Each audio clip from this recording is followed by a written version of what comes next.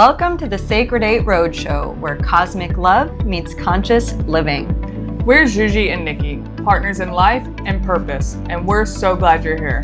This podcast is a space for truth tellers, heart healers, and those walking the path of deep love and self-remembrance. We'll explore human design, emotional wisdom, and the real work of conscious relationship. And we're proudly sponsored by Hello Zia, your 24/7 AI relationship coach for healing, growth, and sacred love. Let's dive in. All right, welcome back to our conversation with Melanie K.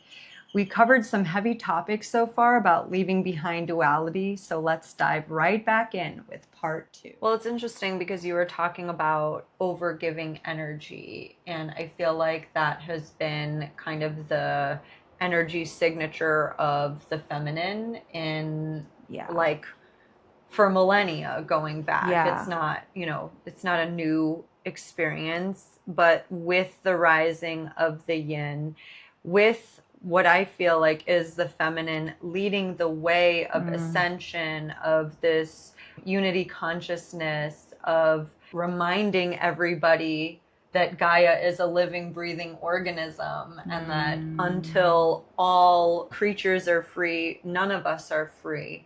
So we're the ones kind of leading this way. But I feel like one of the things that scares women, and I'm not trying to speak for all women, but one of the things that I feel scares women about this path is that they feel spirituality in general means that they have to renounce the material world. And we still live in, like, hate to say it, a capitalistic system that is, not going to support you needing 2 years to meditate. We're just not there yet. Yeah, we're still got one foot in the other world. Yeah, we still have one Exactly. foot in one world and one foot in the other. What do you say to anybody who comes back with the, but I live in the real world and like what you're talking about sounds beautiful and romantic and I mean, maybe not the like releasing of all of this somatic stuff, because like this is not for the faint of heart, people. No. What do we do about that fear around, like actually ending up in poverty? Well, let's just take it up to the macro level right now, because in the Mayan calendar tradition, the lawoftime.org has a lot of resources on this, but they were talking about after that kind of end and the beginning of the new cycle, there's this 9-year birthing period from 2020 until 2029. And it makes me think of like, okay, well, what happens when an actual woman gives birth? It's like total chaos magic, right?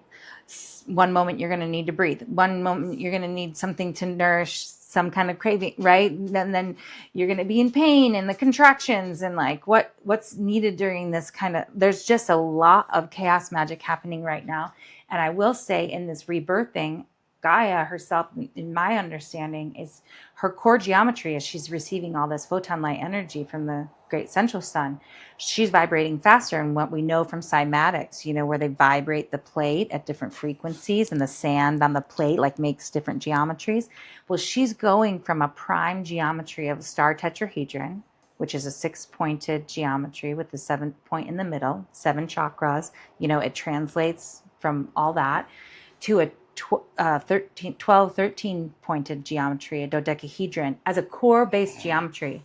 So most earthlings on this planet, most of humanity are working through that transition. What does it mean to be in this 6 prime geometry and then to jump into this 12? I mean, stay with me here for a second. I know I'm going into it, like a different layer of this information, but what is happening in that transition as she's heating up in the core? More earthquakes, more volcanic eruptions, more major, like hurricanes, things like that, because that is the chaos magic of her rebirthing.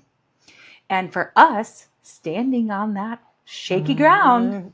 What is it doing? It's really challenging our sense of security. It's really challenging our sense of safety and all of our root chakra things that are associated with that. Fear, stability.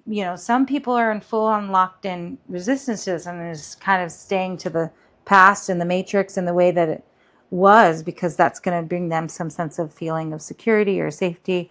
But for those of us that are like releasing and surrendering into that and allowing that to shift in our own selves and making that great transition, there are moments where intense fear comes up. There's moments where intense doubt comes up, and just we're getting shaken up. And like I said, if we can just stay with that higher perspective that we're in a birthing process, and like that's, have you ever been witness to a woman giving birth? Like, it's gnarly. It's bananas. There's periods of calm. There's periods of intensity. There's periods of movement and opening, and then, fear that comes in, and is everybody safe? And, Well, I feel like what it might look like from the outside to somebody who, has maybe dipped their toe in is like, oh, all of these spiritual people, they're just delulu. Like this is the real world. And I feel like what I want to say is we need more delulu. Yeah.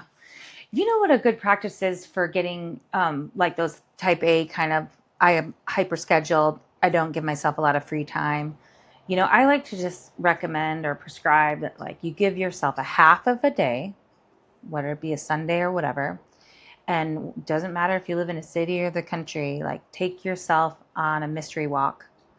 So I used to do this in San Francisco. I used to just give myself a day to roam, and I wouldn't have any direction, and I wouldn't bring my phone, and I would just kind of allow myself, because I was learning about how to follow my intuition. I think those practices are few and far between. Spiritual teachers aren't really teaching a lot about how to follow intuition. They're giving guidance. Well, I don't want to put an overarching thing over that, but to take yourself on, like, just a rando walk through the city where you just don't know where you're going to end up. All of a sudden, you're in some kind of synchronicity bubble, and so you're noticing things. You're noticing, like, even just the people walking past you, and whether you feel more secure traveling along bus routes or whether you want to be in the neighborhoods. Like, are you looking for the green space? Are you attracted to the green space? Are you looking for parks? Like, just staying open and present and letting it be a learning experience is a way, I think, a good practice for people who are in that world. Everybody thinks we live in paradise here. I spend a lot of time on my screen. I'm editing podcasts. Yep, making content, all of those things.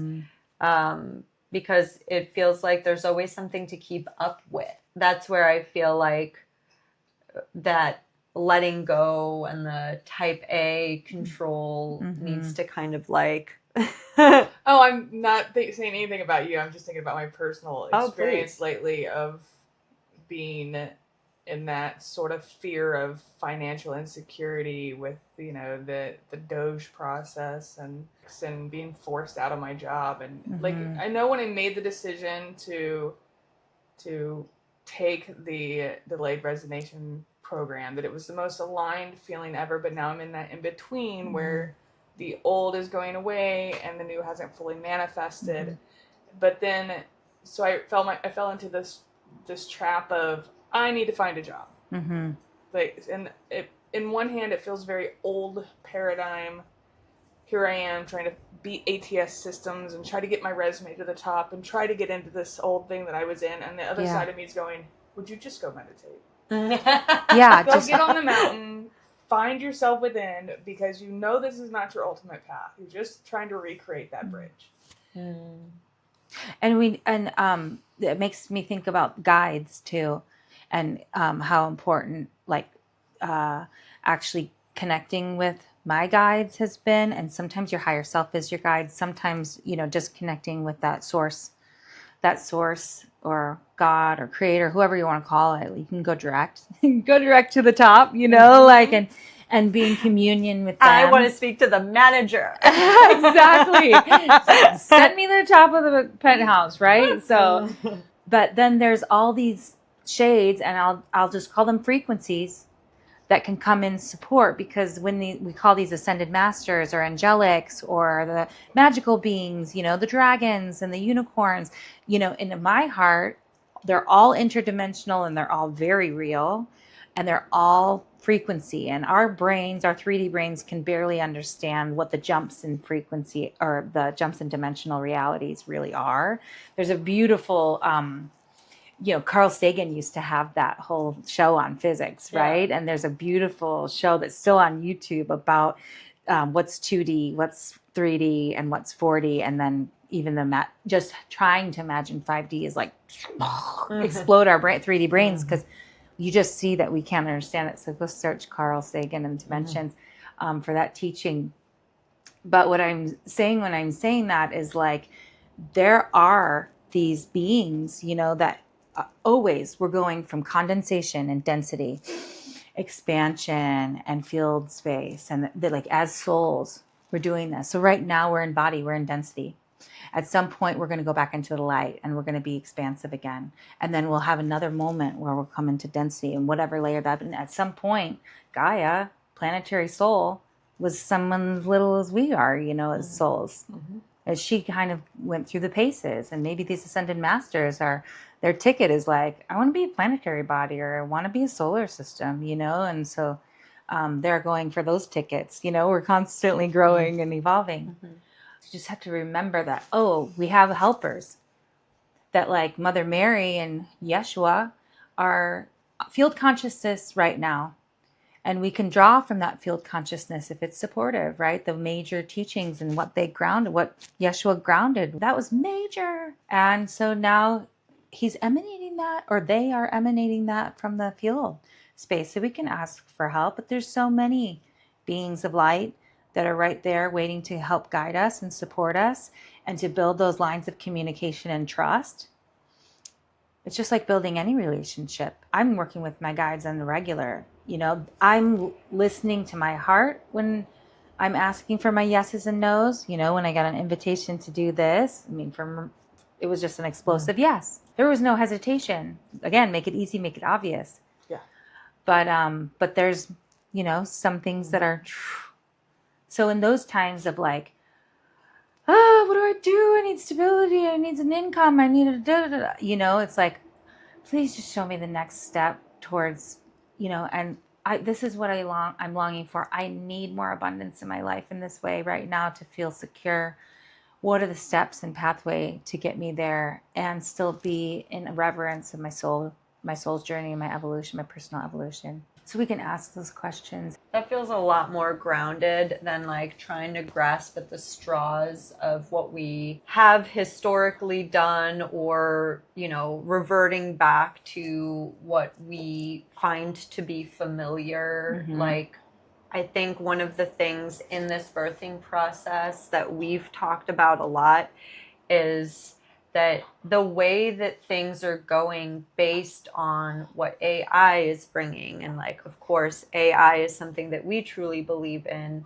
We feel like there's a base universal income coming. Oh, yeah. I would totally bet on that. I can see how that's going to be folded in. Well, there's higher levels of political thinkers, if you will, who have suggested that that is really the only way based on our population numbers, as it is coordinating with how many jobs there actually are, and how it is actually much more beneficial to us as a collective for everybody to have that base level of safety, because it exists. There is enough abundance on this planet. There's enough food on this planet. There's enough, like 1,000 times over. Exactly. Yeah. So it's just a storyline.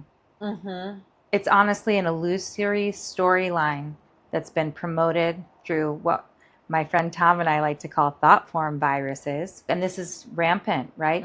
And then if you're watching the screens and you're picking these things up, we are very mutable and moldable to suggestion as humans, so we get some piece of information and all of a sudden, if it pings us, mostly if it's hitting our central nervous system cord and kind of giving us we need to pay attention to that. We need to take care. We need to take action around that. Then we're going to be, kind of with the megaphone, shouting it out to our friends and family. We got to do something about this. Calm down. Calm down. What's happening in your sphere? What's happening in your world right now? That's very far away, right? But I do feel there's 1,000 times overabundance. It's just a story. The people in the political realms right now and those types of things, they're really stepping up to clear a lot of karma for us. And I don't know. I do feel that like timelines are collapsing in a way, or like some karmas they are getting integrated and they are getting healed, because things are quickly evolving in the politic. And just as an example, I saw this post about this woman back in the I think it was in the 80s, who took this whole rubble pile and landfill outside of New York City, so that you could see the peninsula behind her. And they put a bunch of attention, some more soil, and just kept churning it and churning. Her art piece was to grow wheat on this field of a landfill. And she did. And then she photographed it and photographed herself in this field. And the bounty from that wheat that they harvested turned into incredible amounts of food that they donated into countries that had needed support.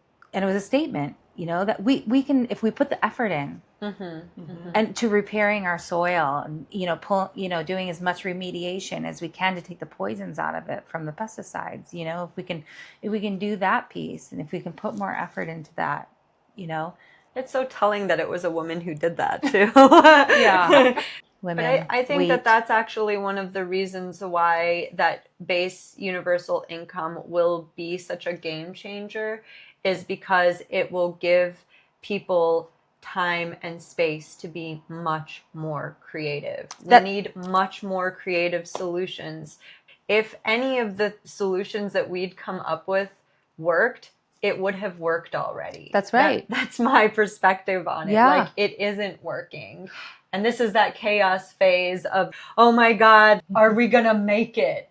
Yeah. And I just also want to say, if you go back and watch even like black and white movies from the 30s, 40s, and 50s, people have been talking about doomsday forever. Oh, yeah.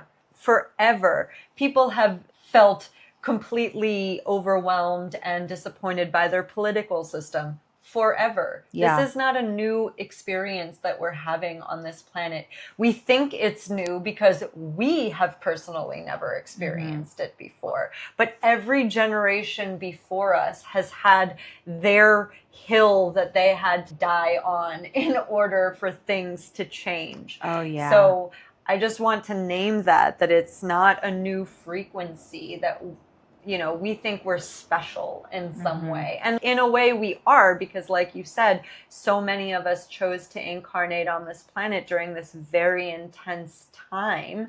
And we take those roles pretty seriously. Yeah. I mean, not that we're serious people, because play is such a huge part of being in that new human ascended way. All the galactics that you were talking about are very playful. Oh, very sarcastic. Very sarcastic, but also just we think that what it means to be an adult on this planet is to be serious. Yeah. And serious kills, man. Like, we don't want to take things so seriously that we can't have those times when I'm just going to leave my phone at home and go wander the streets or find some ice cream or whatever it is that you end up doing.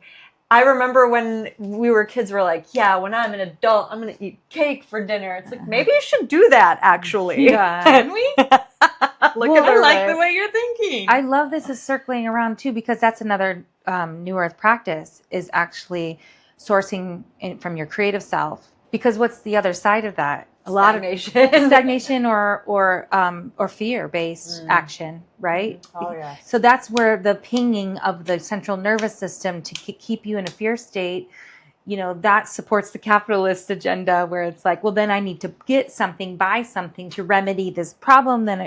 Whereas like, if you're staying in your creator state and you're very intuitive, you're allowing, you're like, okay, yeah, that's what makes me happy. That's my play. That's my, if we all kind of were more attuned with that, I feel like the harmony of all of our souls would just be like, I personally believe that scrappiness, the creativity of scrappiness, is such an amazing full body experience. So it uses your mind, it uses your creativity. A lot of the time there's a physical element in there, using what we have in a more efficient way, not, like you said, trying to make more and get more and hoard more and things like that. So that's just, I think, the signature of the future. Yeah. And then I would say also like understanding that there's consciousness in every single thing here on the planet. So when you're on your walks in nature too, like if you do take a moment to pause and sit and listen, like have a dialogue with a tree, have a dialogue with the stream. You'd be surprised at the answers that they give you, and they're always honest. There's never any kind of illusion. There's no projection. The river's not going to project onto you itself. So when you ask a river a question, it's amazing what comes back. And that's, again, another form of play. That's a very childlike thing. I spent a lot of time in nature when I was little. I mean, that was the 80s child thing, It's like, go get outside and play and come back before the streetlights turn off. So find a stick. Yeah, find build a stick.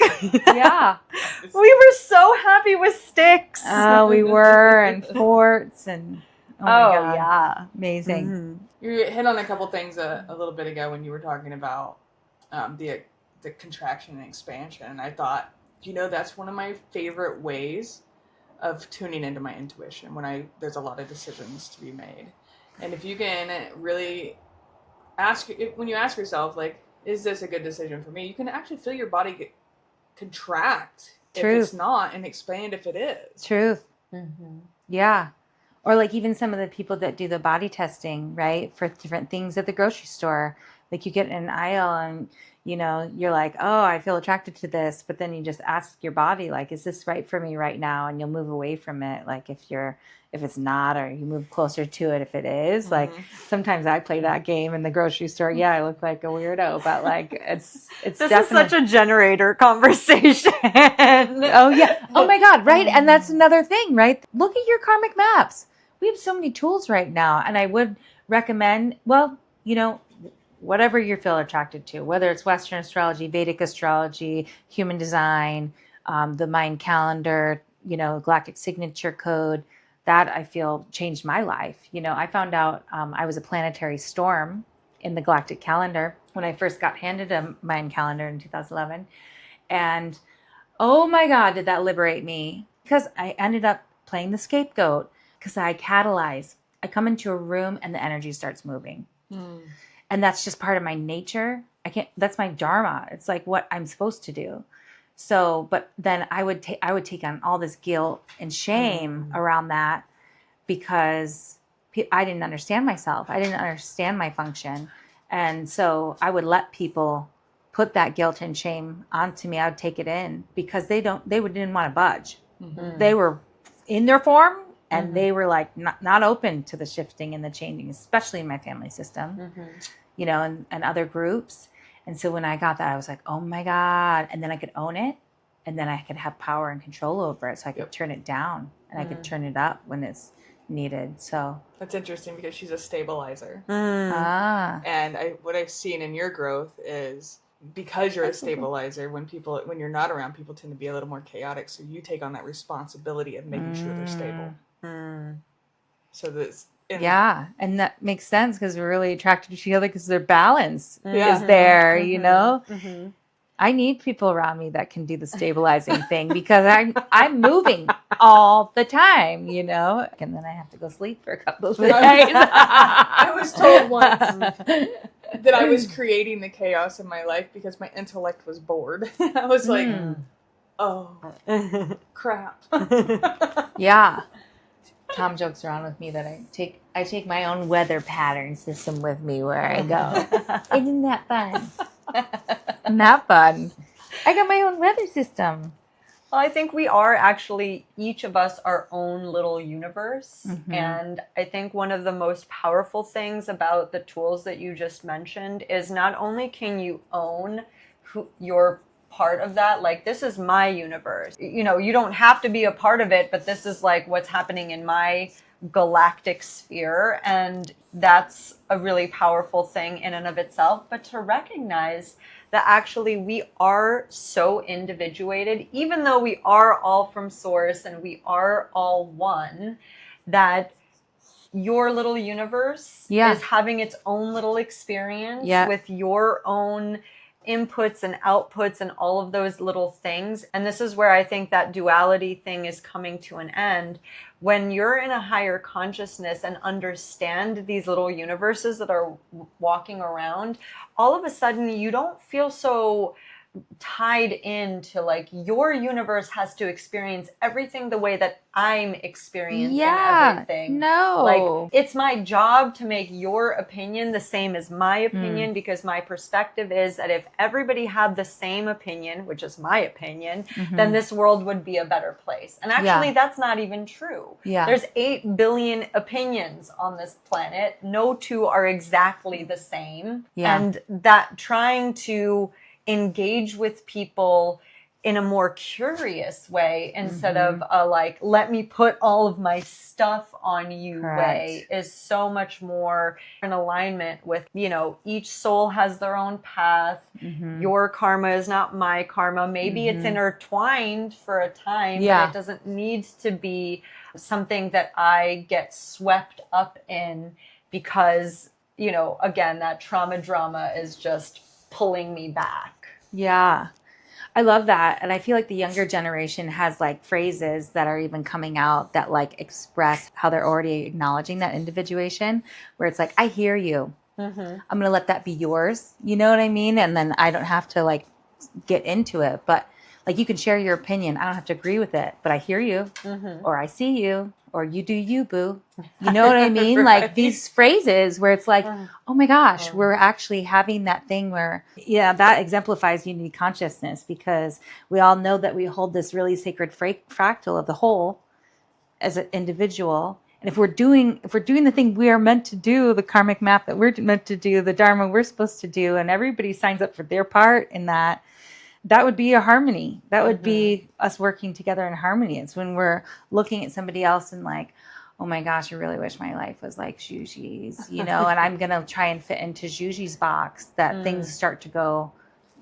It's so yummy when we are in sync and our free will is choosing the actual soul stream that we set up for ourselves. But we get to go off the path and we get to explore what it's like to get into some clunkiness or some, you know, because that's learning too. We'll always get directed back. Isn't that the truth? Yeah. I think my favorite one-liner is, isn't that interesting what they're creating for themselves? Right? Yeah, exactly. Wow. That's an interesting choice you're making right now. Yeah. And just stay that observer. Yeah. I mean, self-responsibility, right? Neutral. That's a big New Earth practice too. Take responsibility for your choices and your actions and what you're exploring, you know? There's a level you could go to with that is if somebody's showing up with resistance to you, then you've created that for your own learning. So if you can take that extreme accountability for anything that's happening in your life, then you can really understand that you are the creator. Yeah. And then you can shift that mindset and all the energy of everyone will shift around you. It's quite interesting. Yeah. It's a profound way of being and it's hard to explain. So I feel really honored that you came here and helped us make sense of some of these things because the desire for this podcast, bringing these new ideas or taking ideas that seem like really high level and bringing them into the everyday practical. Yeah. No, this has been amazing. I love where we've danced. We've gone up, down, sideways, all around. So yeah, because for me, it's great. Like we know we have all these tools. We know we have all these healing modalities. We know we have all this information that can help people. But how do we get people to buy into it? How do we get it out to the masses? And this is a really like light way to interact with it. You don't have to do anything. You can just listen to this Yeah, episode. exactly. And then go play and explore it for yourself. And maybe Sure. maybe one method is for you and maybe another isn't. But if you're out there searching for something that can make your life a little lighter, Yeah.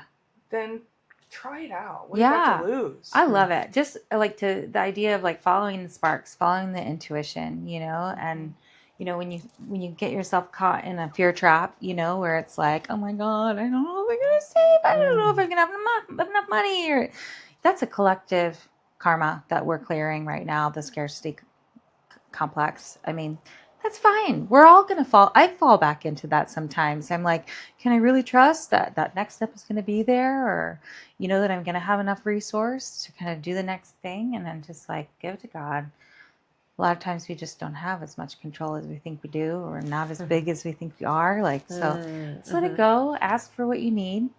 Make it easy. Make it obvious. Tell me the next, tell me the next thing. Absolutely. Well, Melanie, this has been amazing. Amazing. Why don't you tell the people where they can find you? Yeah, sure. So we have a small, it's just a very intimate, I call it a New Earth School, because we're moving away from the idea of retreating away from anything, and actually like we're immersing ourselves back with our whole self, and we're actually repatterning a lot of family system stuff. So we have this beautiful home that we do that work in, a New Earth School called the Rainbow Bridge here in Weed, California, just 15 minutes away from Mount Shasta City. And then my website is Star Body Earth, where you can find my online New Earth School, my one-on-one work with Ascension services. I'm a Vedic astrologer. I do quantum somatic integration work.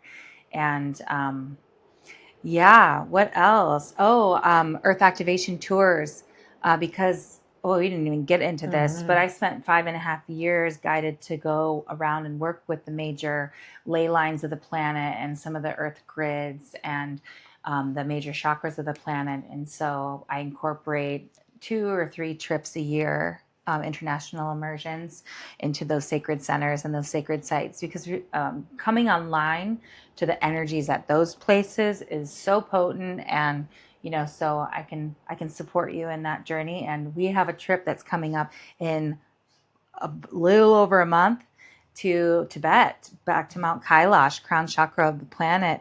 There's so much going on interdimensionally in October through the solar, so our solar system alignments, planetary alignments, but also like there's a galactic object that entered from the galactic center called 3i Atlas. I don't know if you've heard about this. But it's going to be interacting with our solar system literally the time that we're going to be in Tibet and doing the Kailash trip. And I didn't know that. All this is guided. It's all guided by spirit. It's all spirit mission work. I don't make any money from those trips. I just balance the books and make sure my expenses are covered. And it just ends up being pure magic. So we have the Tibet trip coming up this month. We still have some spaces available. Looking for light workers that understand how to work with their bodies already. So I do a little mini interview with people to make sure it's a good fit and they're not just, out there like, what did I sign up for? And then me and my beautiful sister, Tanya Corona, she's like an auntie to me. We've been trading in energy work for decades. We are collaborating on a trip to Egypt end of March, early April. Phenomenal. So that's what's going on. StarBodyEarth.com. That's all there. Go explore the website. We're going to put everything in the show notes so people can click on it directly. And I just want to big thank you again. Oh my gosh. Thank you. This is amazing. It's been fantastic. Yeah. So easy. Oh, good. So easy, so obvious. Like, yes. And thank you all for staying with us and watching. Yeah. Thank you, guys. Until next time. Ciao for now. Namaste. Thank you for joining us in this sacred circle. If today's conversation moved something in you, share it, journal it, or bring it into your next moment of love. And remember, you're not alone. Z is here to support your journey anytime you need her. Until next time, stay grounded, stay open, and stay true. With love, always.